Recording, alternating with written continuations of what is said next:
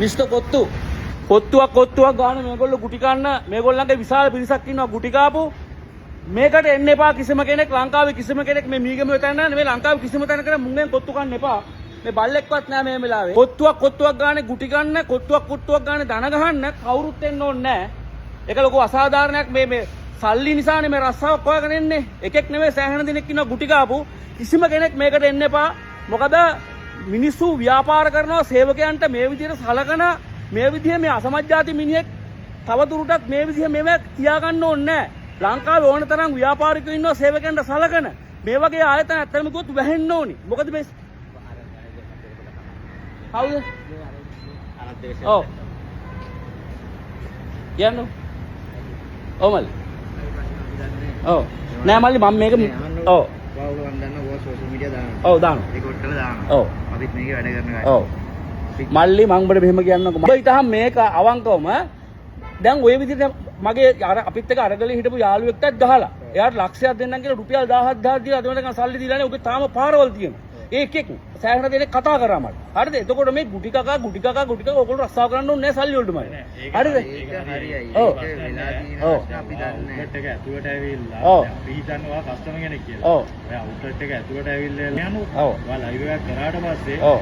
ඊට පස්සේ ඒකේ ෆෝල්ට් එක අපි බාර ගන්න ඕනේ. දැන් බලන්න 10යිද දුව? නෑ නෑ ඒක නෙවෙයි. ඔව්.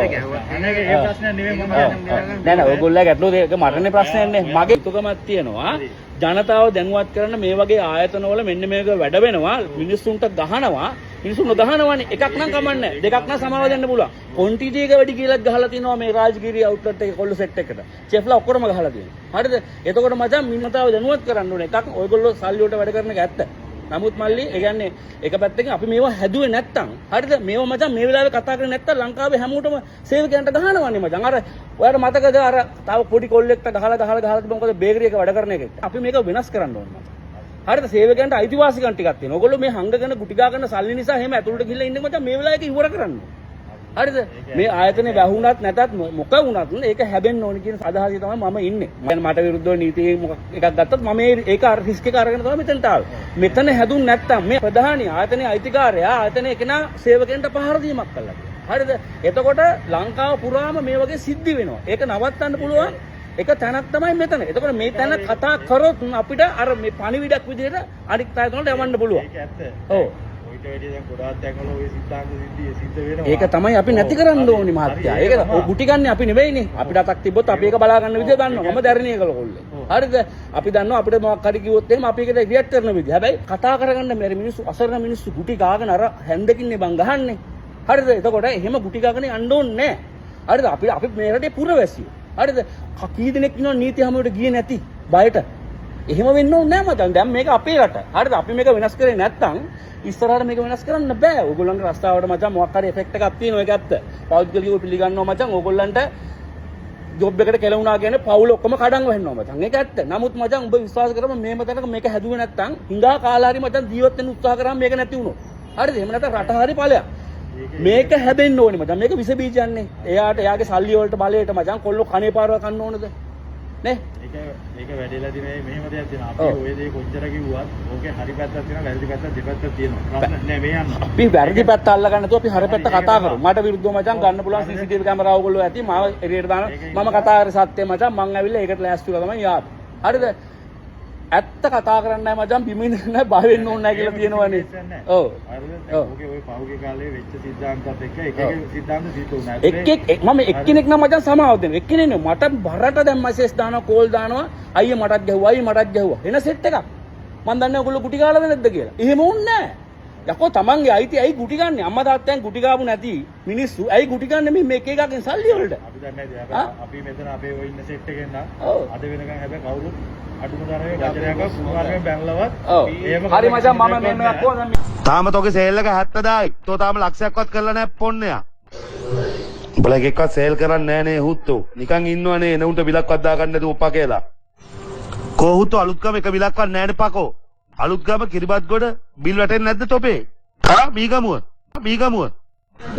එක පොන්නේක එක කැන්සල් බිලක් තියෙන්න බෑ හරිද හුත්තිගේ පුතා. නෑ මම කියන මිනිසුන්ට මේ වගේ ආයතන මේ ආයතන ප්‍රධානීන් මේ රටට පිළිලයක් කරුණා කරලා ඒ ගැන තීරණයක් ගන්න කියන අදහස මම මිනිසුන්ට කියන්නේ. ඒ වගේ ආයතන ගන්නවා තියෙනවා ඔක්කොම දැන් මේකෙන් මචං ඒගොල්ලෝ කතා කරන්න ගන්නවනේ. ඒක වැඩිලා තියෙනවා. ඒතකොට මෙතන විතරක් නෙමෙයි. ඔව්. ඉතින් මෙතන දැන් මේ වෙලාවේ කතා නොකරොත් එතන කොහොමද කතා කරන්න බෑනේ. ප්‍රශ්නයක් වෙලා ඔව්. තියෙනවා. ඔයාද මැනේජර්? නෑ නෑ. අපි මැනේජර් හරි. හරි මල්ලි එන ජය වේවා. ඔයගොල්ලන්ට ප්‍රශ්නයක් වෙන්නේ නැහැ. ඔයගොල්ලන් මොකක්ද ප්‍රශ්නයක් කරොත් මම නලින් නිලංක Facebook එකේ මම ඉන්නවා මම මීගමු ඉන්නේ. කිසිම ඔයා මගේ නම්බරේ ඕනනම් දාගන්න. ඒක කිසි ගැටලුවක් නැහැ. මේ මිනිස්සයා කරපු වැඩේට අපි ජනතාව විදියට මේකට විරෝධය දක්වනවා. ඒ ජනතාව විදියට දක්වන විරෝධය මිනිසුන්ට කියන්න ඕනේ. මේ වගේ තැන් වලට එන්න එපා. මොකද කොත්තුවක් ගන්න උඹලට ගුටි ගන්න තියන්න අපි සූදානම් නැහැ මල්ලි. දන ගහලා තියන්න අපි සූදානම් නැහැ. හරිද? එතකොට අපිට අයිතියක් තියෙනවා. ජනතාව විදියට කවුරුත් කතා කරන්නේ නැත්නම් සමස්ත සමාජයේම නිර්වින්දනය වෙලා නම් ඉන්නේ මේ ප්‍රශ්නත් එක්ක අපි මේක කතා කරන්නේ. එහෙම තමයි. එතකොට මල්ලි උඹලා එහෙම වුන්නේ නැහැ. ඒ ගුටි ගන්න එපා. සල්ලි වලට ඇයි ගුටි ගන්නෙ? අම්මගෙන් තාත්තගෙන් ගුටි ගාපු නැති උන්. හරිද? බලා මල් වගේ හදාගන්න නැති ගෙවල් වල. සල්ලි නැති ප්‍රශ්න ඉඳලා මචං මේ 2.50 රස්සාවක් කරන කොත්තු ගහන්නේ ගුටි ගන්නෙ ඇයි? හරිද? ආයතනේ බේර ගන්න හදන්න එපා මචං. මේක ඒ තත්ත්වයේ තේරුම් ගන්න. මොකද උඹට ගැහුවොත් මම එනවා. උඹට ගැහුවොත් මම එනවා. හරිද? ඔබ විශ්වාස කරපන්. දැන් උඹ ඒ ආලුව ගුටි ගාපු එක මම අඳුරන්නෙත් නැහැ. තව දැන් මට 10ක් විතර කතා කරා උන් මං අඳුරන්නෙත් නැහැ. හැබැයි උන් වෙනුවෙන් ආවා වගේ උඹට ගැහුවොත් මම එනවා. හරිද? ඒකේ ඕකේ වැඩිලා දිනේ මෙහෙම දෙයක් තියෙනවා. අපිට අවුරු සුද්ධ කරන්න බෑ. ඕකේ එයාලගේ පසුබිම් වරදකුත් තියෙනවා. පසුබිම වරද මම එක මම දන්නවා. මම දන්න හන්දනේ මම එයාව දන්නේ තලවත්ත කොට මාදි වෙලා තියෙන පොට් ඒ තැන ඉඳන් මම එයාව දන්නවා. හරිද? ඊට පස්සේ එයා දාපු දෙවෙනි රෙස්ටුරන්ට් එක නවරෝහලේ දකුණු පැත්තේ එන්ට්‍රන්ස් එකේ එතන ගෑන් කියන එක දැම්මේ එතෙන්දී මම එයාව දන්නවා. එයා පැද්ද කාගේ වාහනේද කියන එකත් මම දන්නවා. හරිද? ඒකින්ද මටත් තියෙනවා කතා කරන්න ටික. හරිද?